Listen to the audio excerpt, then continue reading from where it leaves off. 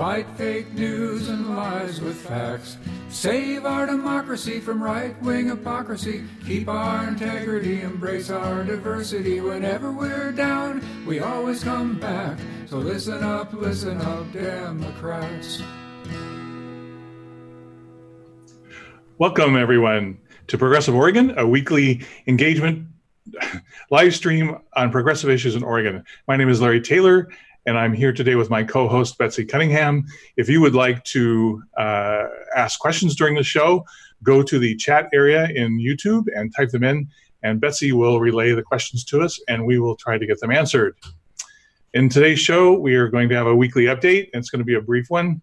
Then the main part of today's show is going to be a discussion about the ballot measures, and especially about ballot measure 102, because that's the one where there's some differing opinions about how progressives and Democrats should feel about that one. We'll talk a little bit about the upcoming progressive nomination convention and county reorganization, and then other upcoming events. So going to the next slide, the ballot measures we'll be discussing today, as I said, is 102. Then we're going to talk about a ballot measure in Portland, 200-26. It's another attempt about getting money out of politics. Then we'll talk briefly about 103, 104, 105, and 106. Those are so not transparently, so unpartisan that it's going to be very interesting to see if there's actually any difference in the way anybody votes on all of those measures. So first up, we have ballot measure 102, and we have two guests with us today. We have Jamie Sanchez, and we have Alison McIntosh. What ballot measure 102 does is it amends the Constitution and allows local bonds for financing affordable housing with non-governmental entities, and requires voter approval and annual audits. That's from the description, high-level summary description in the ballot. What we'll do, our format today will be, we will have Alison speaking for about 5 minutes in favor of the ballot measure, and then we'll have Jamie talking about why she doesn't think 102 is a good idea. Then we'll have Alison, give Alison an opportunity to do a rebuttal, and then Jamie will have an opportunity to do a rebuttal of the rebuttal. So we'll get it closer to an actual debate. I believe Alison is joining us from Portland. Is that right, Alison? Yes, it is. Welcome to the show. And then Jamie, you are from Douglas County? Yes. So welcome, everyone. So first up, Alison, why don't you go ahead and talk to us about Measure 102 and why you think it's, why people should support it. Great. Well, thank you so much for having me on the program today to talk about Measure 102. Like you said, my name is Alison McIntosh, and I work for an organization called the Oregon Housing Alliance. We're a statewide advocacy coalition that has a vision of Oregon where everyone has a safe, stable, affordable place to call home. We work on issues related to homelessness, protecting people who rent their homes, building more affordable housing. And we've been working on Measure 102 since it was a bill in the legislature. As you said, Measure 102 is an amendment to the Constitution to help communities respond to the housing crisis. I do want to say, first of all, it's widely supported by progressive organizations and unions all across Oregon and affordable housing advocates all across the state. Groups like AFSCME, SEIU, AFL-CIO, UFCW, the Rogue Action Center down in Medford, individual groups across the state, the Coalition of Communities of Color, and others. Before we get started on what Measure 102 does, I just want to say a few words about our statewide housing crisis. As someone who does this work every day, I really believe that we can solve the housing problems our communities are facing. We know how to build affordable housing. We know how to prevent and end homelessness. We know how to keep people safe and stable in their housing. There are a lot of problems that we face in our state. There's a lack of tenant protections, there's a lack of rent assistance, and our coalition is actively working to try to address all of those issues. Measure 102 is before voters today because it is one barrier. It's not the only barrier, but it tries to address one big problem that we face today, which is that we just don't have enough resources to build affordable housing that our communities need. So for people who are working minimum wage jobs, for seniors, for people with disabilities living on fixed incomes, the private market is never going to provide housing that's affordable to them on their incomes. And that's where affordable housing providers step in to provide access to regulated affordable housing that's a permanent part of our community infrastructure. Across Oregon today, most of our affordable housing is built by private nonprofit affordable housing providers or public housing authorities who cobble together tax credits, grants, state dollars, and other funding sources. In exchange for taking those state or federal dollars, they agree that the housing will be affordable to people with the lowest incomes for at least 30 years and more commonly much longer, 60 years or 90 years. And most often we're finding that we're trying to make sure that this housing is a permanent part of our community infrastructure. Over the last 15 years, housing advocates have put in place a lot of safeguards and regulatory mechanisms to ensure that the housing we are building is permanently affordable. So now back to Measure 102 with that background. Measure 102 asks Oregonians to remove an outdated provision in our Constitution. So right now, our Constitution prohibits when local communities pass bonds to build something, the Constitution says that the local government has to own, operate, and control whatever is built with that. That makes total sense when you're talking about roads, bridges, courthouses, schools. But like I said, our system for building affordable housing is different. It requires multiple funding sources, like tax credits, mortgage debt, and we often are working with private nonprofit affordable housing developers. So all of that is off the table unless we're able to pass Measure 102. Measure 102 will lift the ban on local governments using other funding sources and working with experts in their community. Those experts are the ones that have the most experience in building, owning, and operating affordable housing. Measure 102 was referred to voters by the legislature. It began studying this issue last July, and Measure 102 is the result of a lot of smart thinking by lawyers, affordable housing advocates, and others. And the bill that referred this question to voters passed with really strong bipartisan support. It passed the House unanimously, and there were a few no votes in the Senate. So 3 quick things to know about Measure 102. It's very narrowly focused. It only applies to bonds that are passed by local voters for affordable housing. It will allow us to do this work more effectively, and it will allow us to access the strong system of regulation and compliance that we have built over time to protect our affordable housing. Before I turn it over to Jamie, I just want to give folks a real life example of how this would work. There is currently a bond in front of voters in the metro region. Without Measure 102, it would build 2,400 units that would serve 7,500 people. If Measure 102 also passes, we can build 3,900 homes that will serve 12,000 people immediately, more over the life of the homes because all of them will be permanently affordable. So thank you so much. Betsy, do we have any questions for Alison?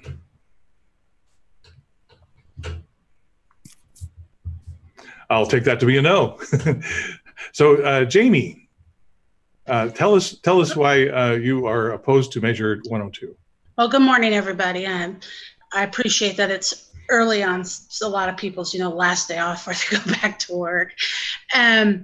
My name is Jamie Sanchez, and I'm a former Housing Authority Commissioner. I also have a master's degree in social work with the focus was policy and macro practice kind of stuff. I also am actually right now, the house you see in the background was built with tax credit money. So I actually live in one of these kind of units. But first of all, I want to point out something about Measure 102. I've been dealing with the housing issue for years, and I am very sympathetic to the fact that we need more housing.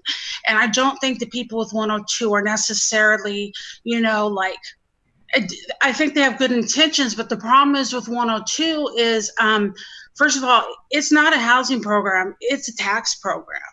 And so if you're going to have it, people will get a tax credit for whatever amount. This is not an altruistic thing done by private business in order to help local people. They get a benefit from it. For example, if they buy 80, if they pay 80 cents for 100, if there's $100 out there credits, they'll pay 80 for those $100 credits, and they get the whole 100 back. So, this is, it also, since 102 and the tax credit program is also much different than your public housing, Section 8 programs, and ones like that, because the same level of protection and oversight do not exist in housing funded with this program that do with your public dollars and your public housing authorities. And so you don't have the same rights. And I can tell, normally the handlers of funds at the state level is Oregon Housing and Community Services. And I can tell that they are an agent. I can tell you from my personal experience, the agency is not a good fiduciary of our taxpayers' money. They don't do good regulatory oversight, none of that. The place I'm living in now, 2 years ago, I had to move out for a couple months because the whole place was infested with mold. They had to take off walls. So, they had to take some of it down to the, studs and rebuild this place. This is all while Oregon Housing is supposed to be doing inspections in there. And anytime I've ever seen them do an inspection, they've just shown up for 3 or 4 minutes, turn on a light, flicker the water, and they're gone. There's nothing comprehensive about the work that they have done here. And one time when I was complaining about this situation, I was told by someone at Oregon Housing, if you don't like it, you can move. So, and I can prove that. And so to me, when you get like that, you're asking people who are already economically distressed to try to advocate for things in a system that's already fighting against them. And as far as these bond measures and stuff, our local housing authorities can issue those bonds today without any change in our Constitution. And so the reality is that it's not exactly what it cut up to be. And in communities like mine, you would never get a bond measure passed. Douglas County just won't do it. We don't even care about having a library. So there's a lot of rural communities all over Oregon that this doesn't even benefit. And also, I think that there are other things that we can be doing for housing, because right now in Douglas County, we have a partnership between the Housing Authority and the VA called Eagles Landing. I'm not Eagles Landing, Orchard Knoll, and it's one of these properties that is funded by these tax credits. The lowest rent is $250 a month for a 1-bedroom. You don't get any cooking utility, any cooking space or whatever. And if you don't have an income, you can't get in because that's as cheap as it is. And even in my place here, this place right here is $509 a month without subsidies plus utilities. And so if you're looking at somebody who is working part-time, minimum wage, has a couple kids, this is a 2-bedroom, they can't afford to live here. So how is that really beneficial to anybody when the people it's supposed to serve can't even, live in the space that's supposedly for them? And these people will use the word affordable, but affordable really means just below market rate, and it can still be very, very expensive. Not everything's 30% of your rent on these programs. So, yeah, I would encourage, until something better's been looked at, to not continue to support a failed system with failed policies, and that's exactly what 102 is. Betsy, do we have any questions on the line for Jamie? No. So, I heard a number of points that Jamie raised, and the last one was the one that seemed to be most contentious when we debated this issue at the State Central Committee meeting of the Democratic Party of Oregon, which was who gets to define what affordable is. And there was a fear that this wouldn't help the people who actually need housing most, because the definition of affordable would be too high.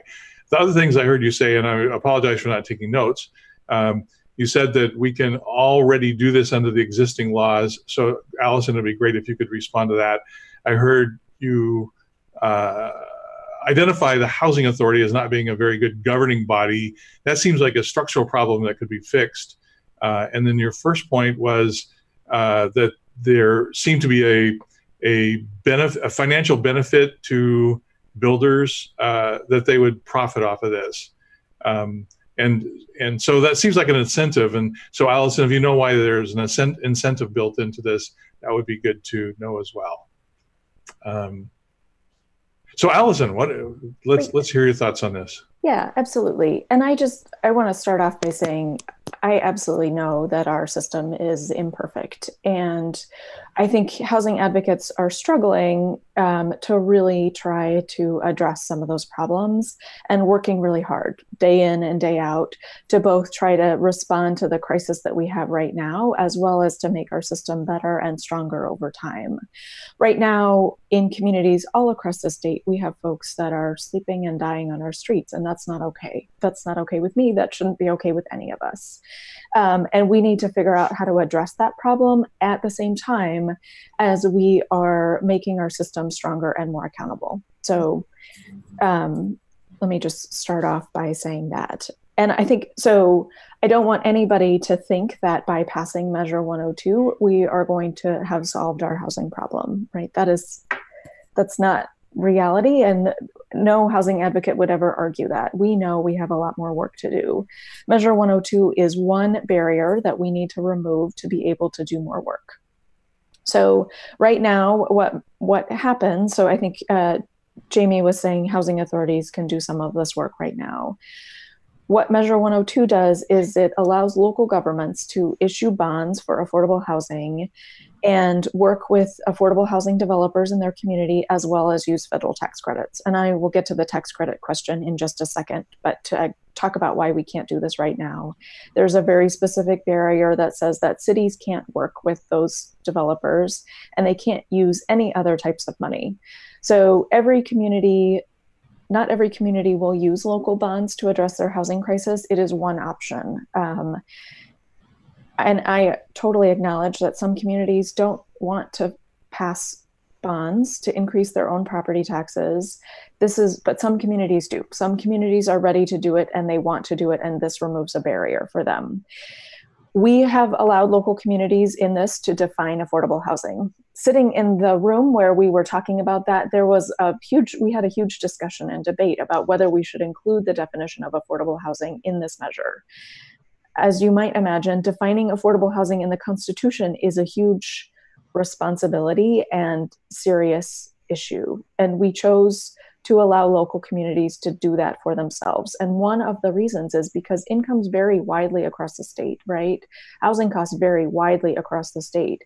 And what is needed in one community is not necessarily what is needed in another community. So if you look at the bond that is being proposed here in the metro area, we have chosen to define affordable housing as up to 80% of the area median income, but we have also chosen to say half of the funds will serve people at the very lowest incomes. So people experiencing homelessness, seniors who are earning Social Security, someone earning a disability insurance check, that half of the housing that will be built under this bond would be affordable to folks at those income levels. We also acknowledge that we need housing for folks who are earning minimum wage. And so some of the housing will be built for those folks. We as a community got to come together and decide who would be able to benefit from the housing that we're going to build should the bond in the metro area pass. And for 102, we felt really strongly that communities across the state, if they chose to use a bond, should be able to define it for themselves. So on to the tax credits. Right now, that is how our system for affordable housing is funded in this country. And yes, it does mean that wealthy people they put money into building an affordable housing project, and in exchange, they get a federal tax credit. That system is flawed and imperfect, right? In a perfect world, we would not ask wealthy people to get tax credits in exchange for building housing for folks with low incomes. That is a system that we have right now. And while people are sleeping and dying on our streets, my argument would be that we absolutely have to use it to build as much housing as we absolutely possibly can for people that need it. It is not okay with me that people sleep and die on our streets. And then I think Jamie also had some comments about oversight and compliance. I think our system is absolutely not perfect. We are working every day to try to make it better and stronger. There are mechanisms in place so that if tenants have concerns or complaints, they can have those addressed by Oregon Housing and Community Services. There was a period of time, unfortunately, where there were some affordable housing projects that were built with what we now know are inappropriate materials for our weather conditions, right? It rains a lot here. And some of the materials that were being used let apartments be built that now have mold in them. And we're trying really hard to fix that. And there is a system in place to try to help make sure that those apartments are being renovated. So the system that Jamie referenced, the Oregon Housing and Community Services, Asset Management and Compliance, they are there to make sure that homes are both safe as well as that the rent is regulated and kept affordable for folks that live there. There's a lot of different and complex rules that govern what the rent is set at initially, but OHCS is there to make sure that the rent doesn't go up more than a certain percentage a year so that tenants aren't being displaced. I think overall, as a housing advocate, I think we've put in place a lot of strong mechanisms over the last, as I said, 15 years to make sure that the housing remains affordable and is safe for folks that live there. It has a lot more protections and controls than the private market. And I think we have more to do. We are willing to go do those things, and we are working really hard to try to put those in place right now. Betsy, any questions on the line for Alison? I have a question. So which government agency does oversight to the Housing Authority? So Oregon Housing and Community Services provides oversight for any affordable housing that is built with any state or federal dollars that they control.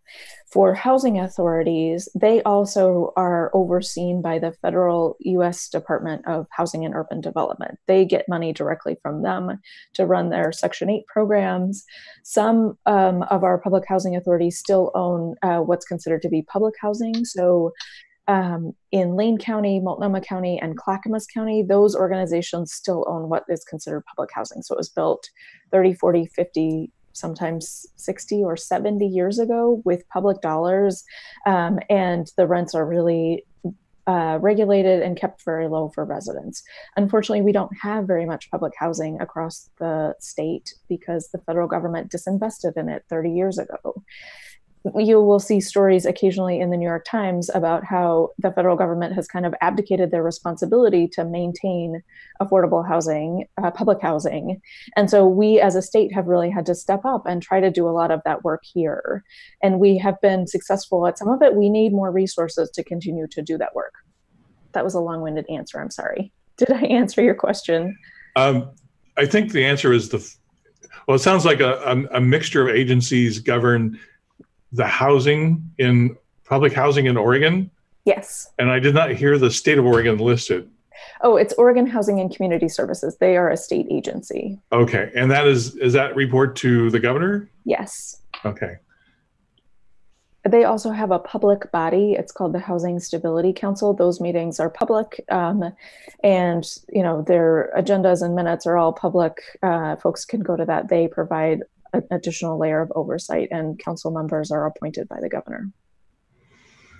Interesting. Do you think if you were to assess the current board, how would you grade them? I would give them pretty high marks. They are really engaged. Sitting through in those meetings, they meet once a month for about 4 hours, and they dive into a lot of detail and they ask a lot of really amazing questions. They are folks from all over the state who are concerned with affordability, equity issues, really making sure that we're doing the most that we can to provide a safe, stable home for folks that need it. Interesting. Thanks. Betsy? I don't know if there's any questions. I'm not seeing a stream of the video, so I don't see any questions in chat. Yep. Is everybody out there seeing a stream? We apparently had some issue with YouTube, but I'm seeing people. Brahm is in comments. Jilly Love's in comments. They're asking good questions. So Right now, the question is the I'm guessing this is the Housing Authority from Jilly Love. Is it a nonprofit? Why private contractors is another question. Sure. So housing authorities, public housing authorities are what are called quasi-governmental agencies. It's kind of a weird term. I'm not sure what it actually means. They are government entities, but it's not like they're created by the federal government and allowed by state law. And so they're a kind of interesting in-between form of government. In the measure, it does use, so in the measure, we had to mimic existing constitutional language. And so it isn't confined to just one type of organization. We basically had to create an exception to the original constitutional language. I think that was the question that you were asking. Is that? Can I expand on what she said about housing authorities? Please. Sure. Yeah. Housing authorities are all, also have like the power of eminent domain, where organizations and the tax credits don't. They have. They also have one. They're required under law to have one resident or participant commissioner on their board if they can get one. Sometimes people don't want to participate, and they're supposed to have like residents advisory boards that help make their plan for the coming years and stuff. So they actually have, you know, private and public partnerships now that are working. I mean, and so, you know, this is just really, you know, so housing authorities can do a lot more than any nonprofit can do because they are that governmental entity. And so and they have more access to funds and resources because of that. So it's not just that they are a quasi-governmental entity, but they have a lot more tenant protections and a lot more authority than private agencies do. So any housing built with state money or federal money, the protections for tenants should be the same, whether the provider is a nonprofit or a public housing authority.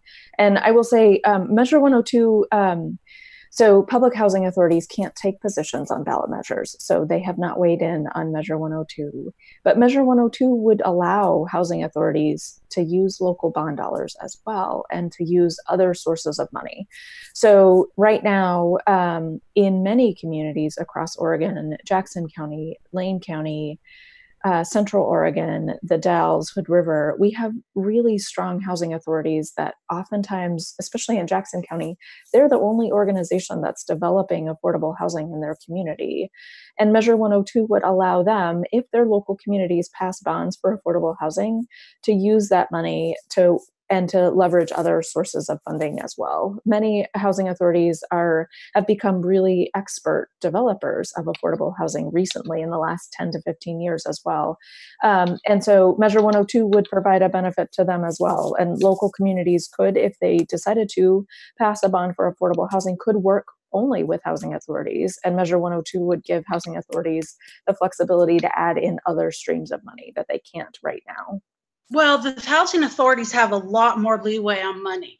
They can do these bonds themselves, like I said right now. They don't need to have a special bill passed. They can go in and get different funding sources. Like I know here, they use the tax credits that already exist. They use, you know, Section 8 public housing, site-based Section 8, and rural development money, you know, all that kind of money. So really this, if you're talking about housing authorities, this is actually a redundant bill to things that they can already do.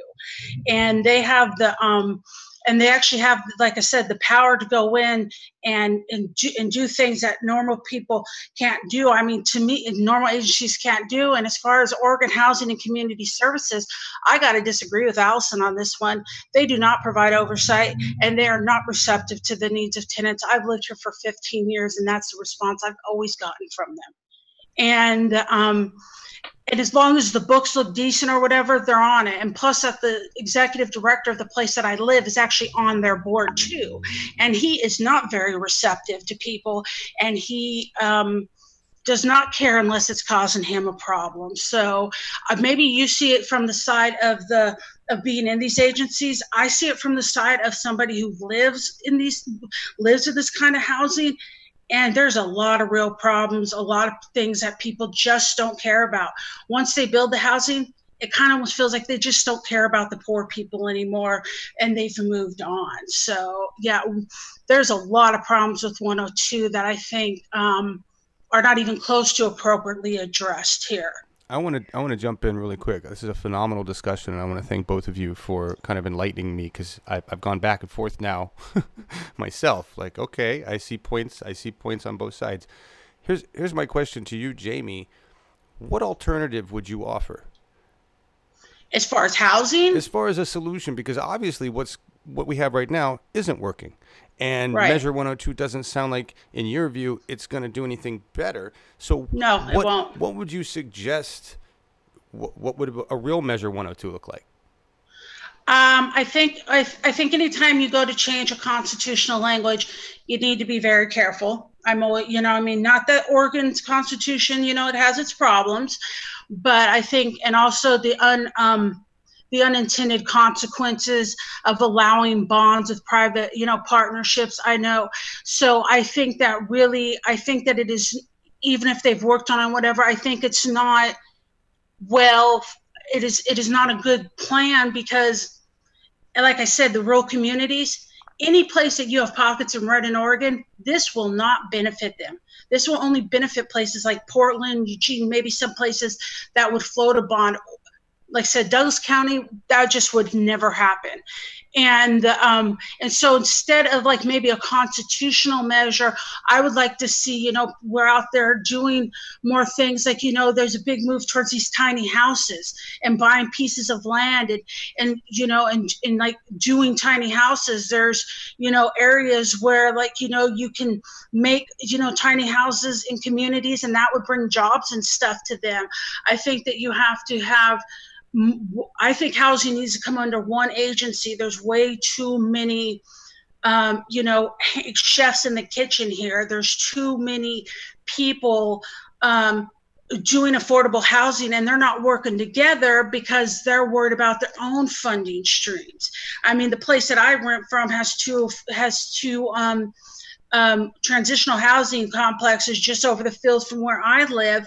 And so then, so I just think that it's a waste of taxpayers' resources, and it's a big, mess for so many agencies to be doing the same work. And so I think that we need to support agencies like public housing authorities that already have all this power, to use that power for our good. Is there any other questions on the line, Betsy? I don't know where I clicked into the question. It may have already been answered when I was trying to figure out, because now I can see them. But I actually have a couple of comments, because I've been involved in affordable housing and homeless issues since the 1980s. And the low-income housing tax credits will not get people off the streets, and refusing this bill is not going to keep people from dying on the streets. Even though the units are available for low-income people, it does not mean that they're affordable based on income. These units, the low-income housing tax credit in Portland Metro, if they were used based on the standard, the rents would be $1,290 a month rent for the units. Those would then need to be subsidized with other funds, so it's kind of like double dipping. And unfortunately, the housing policies since the 80s, when privatization was in full force with Section 8 certificates, the low-income tax credit program was the Reagan administration's further attempt to privatize public housing. And I think that there's a yes slide that says yes on affordable housing slide that kind of sets some things that can be done now. Your local jurisdiction can change zoning to allow tiny houses to be built on single family lots. Your existing local cities can waive fees associated with development costs. There are a lot of things that can be done And unfortunately, this bill was promoted by agencies who make affordable housing primarily. So I think we have to look at that, and maybe good intention, but bad progressive policy. Can I jump in for just a second? Because I want to go back to the idea that this will not impact people experiencing homelessness, because that is absolutely false. So I understand that right now, the low-income housing tax credit doesn't always build housing for folks with the lowest incomes, but that is the whole point of Measure 102, because Measure 102 will allow local jurisdictions to pass bonds for affordable housing that we can blend with other sources. So in the metro area, like I said, the bond that we're considering, half of the units would serve people with the very lowest incomes. Those are people experiencing homelessness. Those are seniors on fixed incomes. Those are people who experience a disability.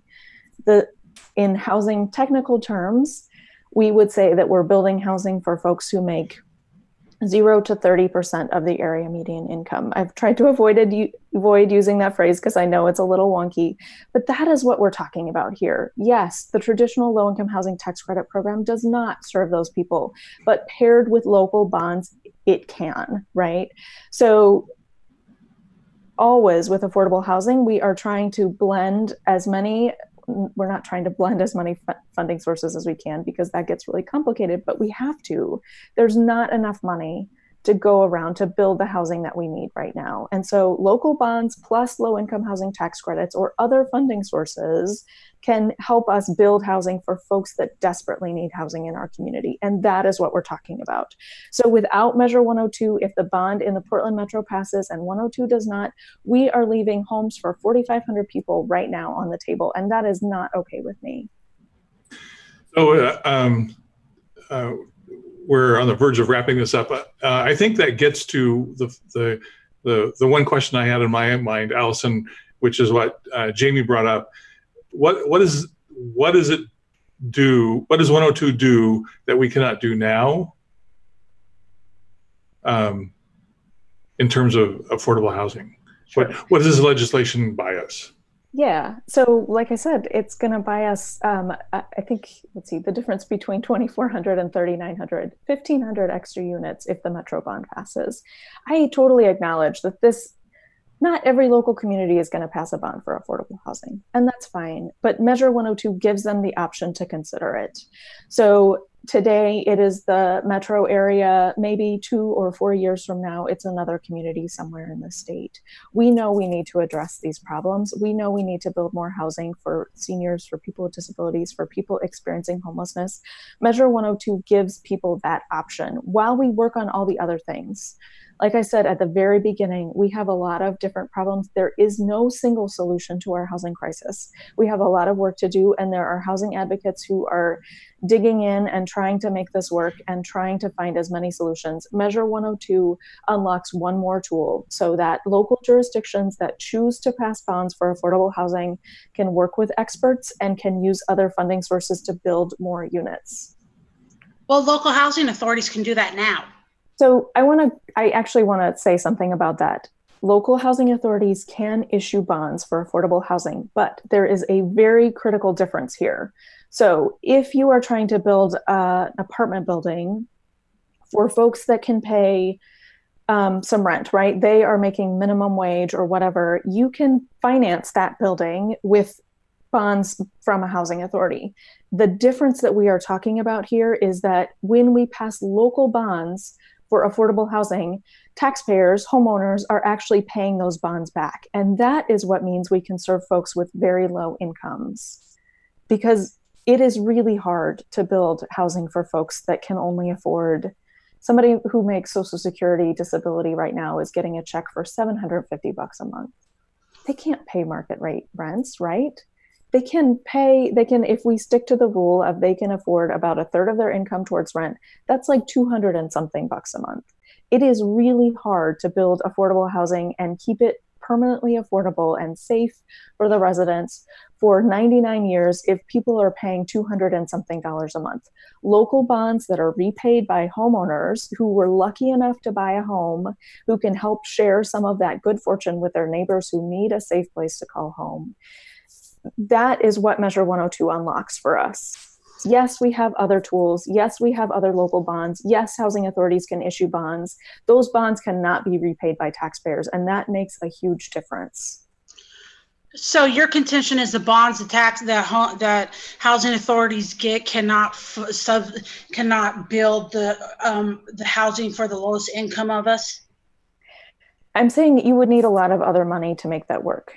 You would need other state or federal money or vouchers or... But that would be true with anything you're building. If we have local bonds that are repaid by taxpayers, it gets a lot easier. And that's what Measure 102 unlocks. But it's still the same thing. I mean, you still have to go to multiple funding sources. So in the metro area, the projections that we have put together to build those hopefully 3,900 units would be low-income housing tax credits plus local bonds. And those are the two funding sources that would go into those projects. And that would build and how many people would... money.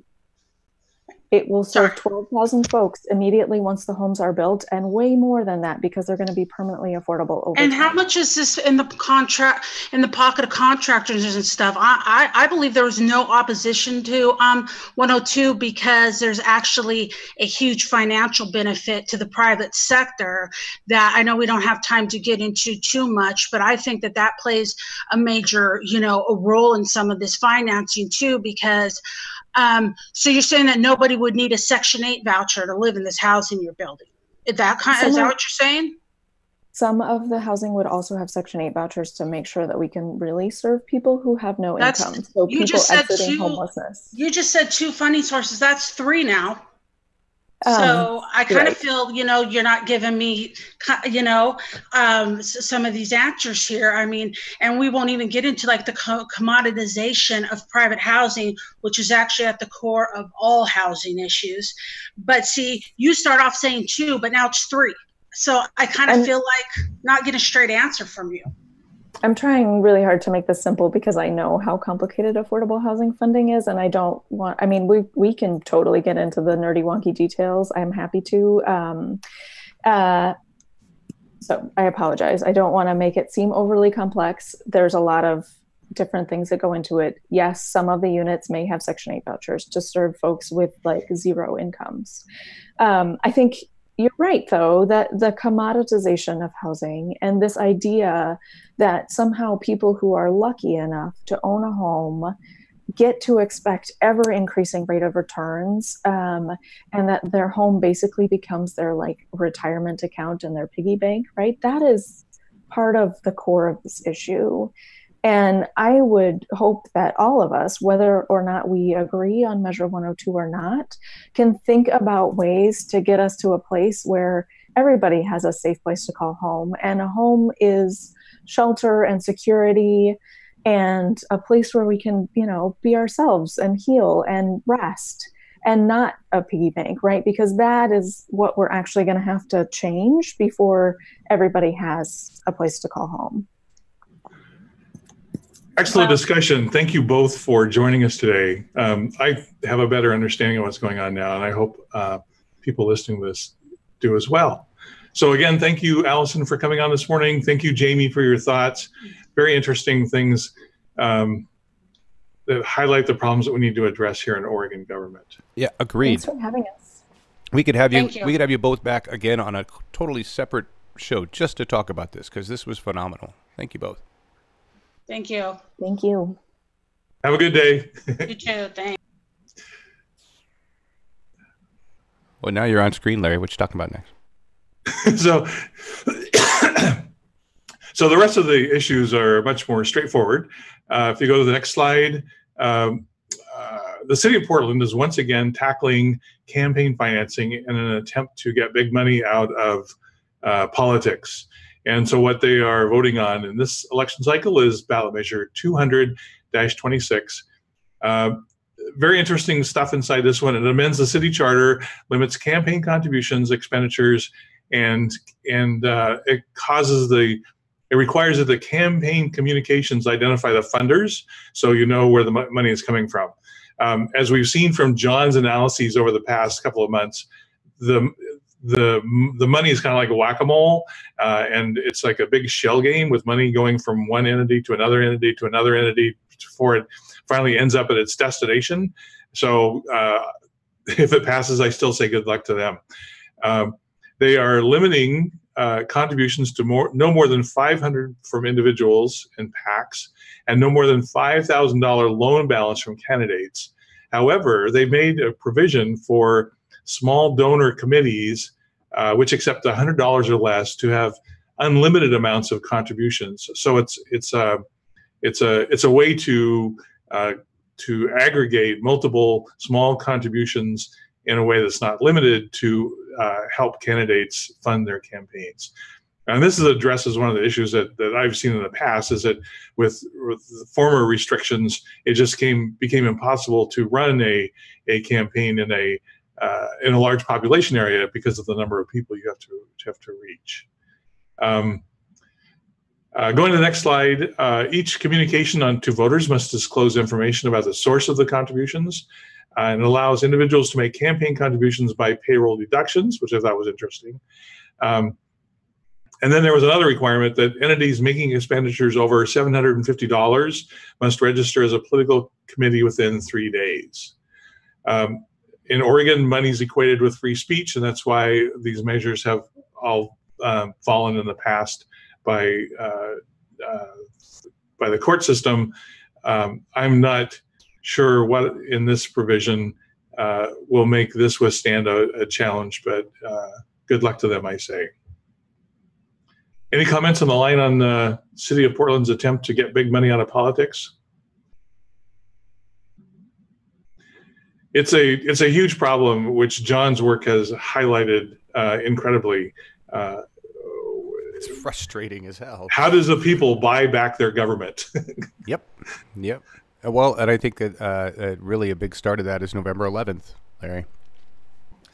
Maybe not buying, but controlling. Yep. The rest of the ballot measures are pretty straightforward. So there's 4 of them. There's 103 that amends the Constitution, and it prohibits taxes based on transactions for groceries. Huge amount of money coming in from the food industry. Everyone on the progressive side of the dial says hell no to this one, and we shouldn't be amending the Constitution for this one. 104 amends the Constitution, and it requires 3/5 of the legislative majority to approve bills raising revenue. This one's interesting because it already is 3/5, but apparently there's been ways that Republicans have been pissed off that the Democrats have been able to pass, and so this nails down more tightly the requirements under what needs to pass revenue bills inside the legislature. We really shouldn't be passing restrictions on our legislature. If we don't like the way the legislature is spending our money, then we need to elect different legislators. Doing all this stuff is like, a 29-page set of bylaws for your organization. It makes it impossible for the legislature to do what it needs to do. The stupidest thing that we have is the kicker rebate, where we have to give back money that we desperately need for things like schools and housing, just because the income exceeded the projections. But we'll talk about that later. So everyone agrees on the progressive side of the dial, no on 104. 105 is the legislation that repeals Oregon's status as a sanctuary state. It repeals the law limiting the use of state and local enforcement resources to enforce federal immigration laws. Hell no to that, we say. And 106 amends the Constitution. This is another attempt by the conservatives to prohibit spending public funds directly or indirectly on for abortions, and reduces abortion access. It amazes me that they have the chutzpah to propose a ballot measure on this issue in Oregon, where we've had some of the most I don't know how to express it, that women are able to control their destiny. And this is just so offensive that people still want to come in. You know, this is not Mississippi. They want to come in and tell women what to do with their bodies. So and everyone else on on the progressive dial encourages a no vote on 106 as well. Is there anything you'd like to say about these, John or Betsy? Well, yeah, I can't show it on screen. You're right, something's wrong with the YouTube, Betsy. But Dennis had a great comment here just about, just backing up on the housing thing real quick.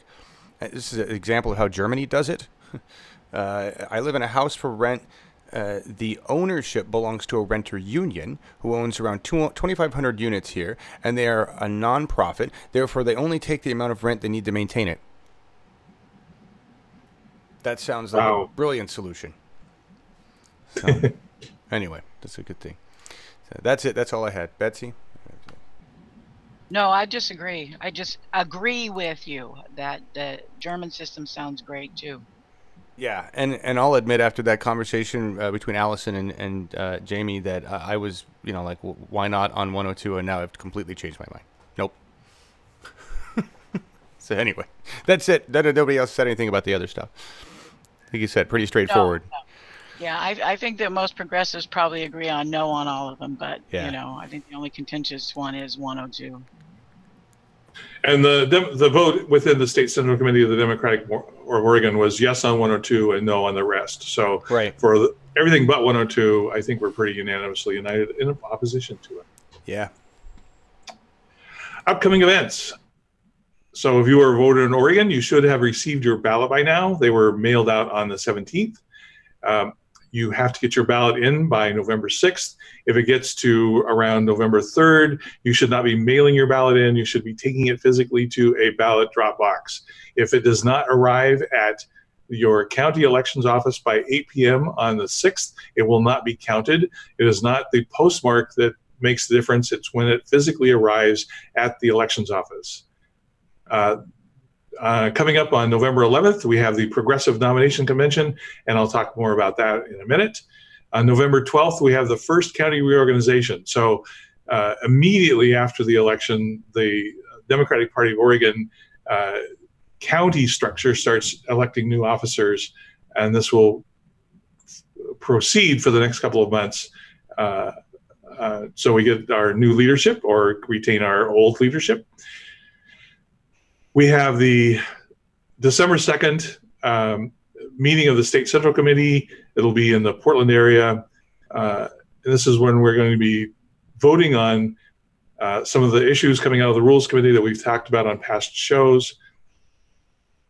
The big event within the Democratic Party of Oregon will, of course, be the reorganization, which happens March 16th and 17th in 2019. And of course, coming up is the May 21st elections. If you have not been involved, this is a great place to start. There are literally dozens and dozens of positions to run for in the May elections. What the Democratic Party needs to do is build its bench. Over 2/3 of the local offices in Oregon are held by Republicans. So this whole myth about Oregon being a blue state is a myth. It is true that the Democrats currently control most of the statewide offices in both houses of the legislature. But if you get down to the local offices, which has the most impact on our lives, it's 2/3 Republican. So we need to build our bench of Democrats. We need to do that by asking people to run for office and to get them in to office so that we start having a pipeline of people to run for higher office when the slots become open. Hear, hear. The Progressive Democrats Nominating Convention is coming up. This is very exciting. We have mailed out over 1,500 cards to all the precinct committee persons that we have addresses for across the state. Everyone is welcome to join and watch the event. What we are doing is asking people running for county positions to come either to Sunnyside physically or join us through the live stream broadcast. and promote their candidacy. All the candidates will get around 2 minutes to talk about themselves. What will happen on Sunday, November 11th is at 2 p.m. is that we will start. I will discuss the election process and how the structure goes and what the roles are that people can run for. And then everyone who either shows up at Sunnyside that's running for a position or have made arrangements in advance to live stream, we will bring them on and give them an opportunity to talk about their candidacy and why we should vote for them. So we encourage you to go to advancementofdemocracy.org if you are running for a position. And just to review the positions, they're chair of your county central committee, vice chair, either one or two vice chairs. I actually think there's one with 3 vice chairs, and your secretary and treasurer. Then they also elect the delegates to the state central committee and the delegates to your congressional district committee. Literally dozens and dozens and dozens of positions to run for. And if you are a progressive who are running for one of these, we would love to have you on our show and talk about your candidacy and talk about why we should elect you. What you can do for the Democratic Party: if you are not a precinct committee person, you should become one. This will allow you to vote for delegates. Only elected precinct committee persons can vote for officers, but any appointed PCP can vote for delegates. If you are a precinct committee person, please attend your county reorganization. We know when about a third of them are happening. We are still waiting for information to come in for 2/3 of them. So if you are a precinct committee person, they have to notify you of this coming event. If they don't notify you, you can declare the results of their election invalid because you have a right to be there. If you don't know when your county organization is, contact your county chair. And if you do not know who your county chair is, go to the Democratic Party of Oregon website, dpo.org. There's a tab called Counties, and they list the last known officers of your county organization. Call them up on the phone and find out when the reorganization is happening. Certainly, if you're not getting communications from them now, it is your right to know what's going on because you are a member of that assembly. Going to the next slide, these are the known county election dates. Harney County is the first one up, and it's on November 12th. We have 2 big ones right after that. We have Clackamas County and Marion County on November 15th, and then the second largest one is the second largest one is Washington County, which is happening on November 17th. They have, because of the huge number of precinct committee persons that have been elected, these are going to be very complicated and involved events. And if you are a precinct committee person, you have the right to attend. We've got other ones coming on through the end of the month, and there's a few that are going into the new year. We will do our best to locate the dates for all the ones that we don't know about at this point. Any questions or comments? Nope. I don't see questions. How to get involved, go to advancementofdemocracy.org. We have a video that explains what the nominating convention is, and we have a place to get tickets. We would appreciate everyone's financial support to make this happen because these events do cost money. So you can either get a free ticket, you can get a free virtual ticket, or you can get a ticket where you make a small contribution, and anyone's contributions would be greatly appreciated. We would at least like to break even. And of course, if you have extra money this month between now and the end of the year, we would appreciate it if you would donate to uphillmedia.org so we can pay the bills to do these kinds of shows. That's our program for today. Thank you, everyone, for joining us. We hope you found that discussion enlightening and informative so you can vote appropriately. Thank you, everyone. Yeah. What is our exiting song, John? Well, I just want to say you did great, and I love the virtual background. Everybody noticed Larry in the white shirt with the virtual background? It's kind of like Fantasy Island, Larry. It's really nice. It looks good. That was a phenomenal discussion, and I hope we can do a lot more of those. Well done, you and Betsy, putting that together. That was great. We're going out with Punk for Marcus. Why not, everybody? So I was looking for something relevant, and with the events that have gone on the last few days, I think we can turn the level of seriousness up a few notches. That we really need to get moving on our progressive democracy. We got a Nazi problem. So this is called Nazi Scum by Oi Polloi. And yeah, I tried to find one with the I got to set up the shot. I tried to find one with the lyrics. I couldn't find it. But Marcus, maybe you can educate everybody about Oi Polloi. Here we go. Thank you.